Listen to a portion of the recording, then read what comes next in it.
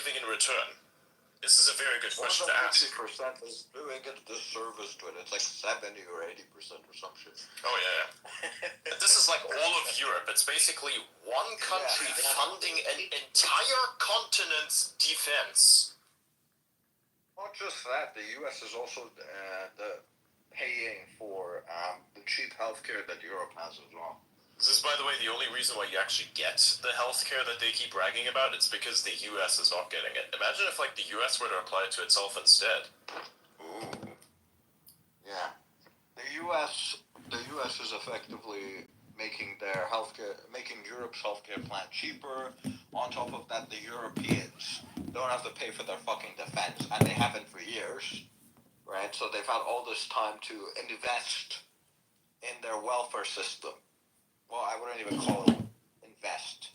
Waste money on their welfare system. Europe's thing is that they have spent all of the money that they should have been spending on investment, and not necessarily like as government investment, but just like staying the fuck out of the way of private enterprise so that it can make investment, and they have blown it all on consumption. And consumption of the worst type. It's consumption on inefficient systems where you overstaff them, you overpay, you're allocating resources in the absolute least efficient manner possible, and you're not doing anything to protect yourself or be independent from a foreign policy standpoint. And like, I think we're going to get free healthcare, and I think we're going to get it because of AI. So like, I think that's it's a bit like Venezuela, right? They had like all this time where their entire system was dependent on them making money from oil. And then they didn't invest it into anything useful. It was just social services. And then when the price of oil crashed, their entire country went to shit. Yep.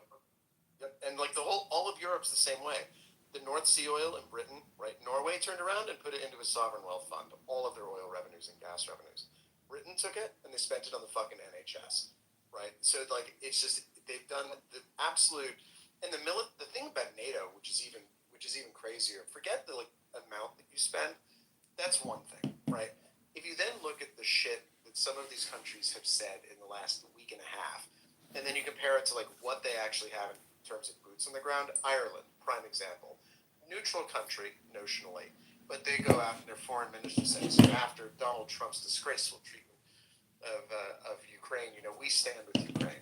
And then you look up the numbers and you go, well, gee, I wonder how many men are in the Irish Armed Forces?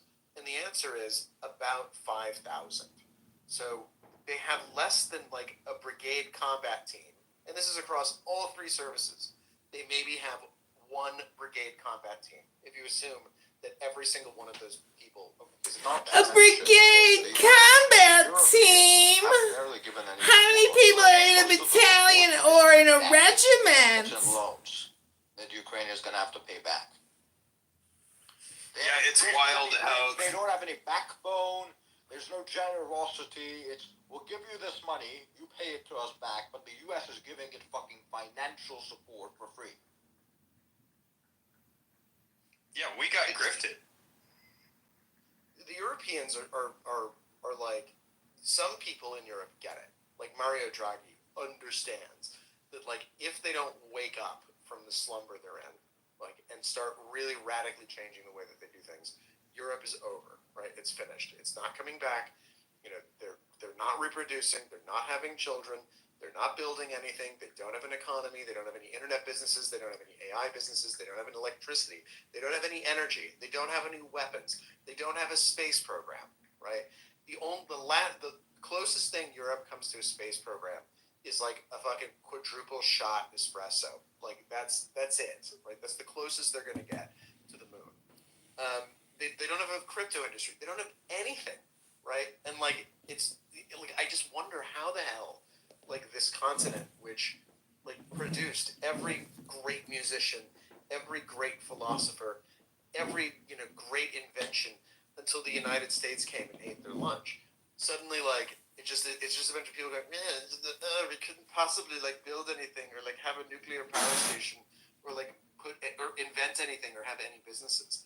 So like the scale of change that you're, at least here in the U.S., we've managed to break through. Like we've got an electoral system. One of the parties, the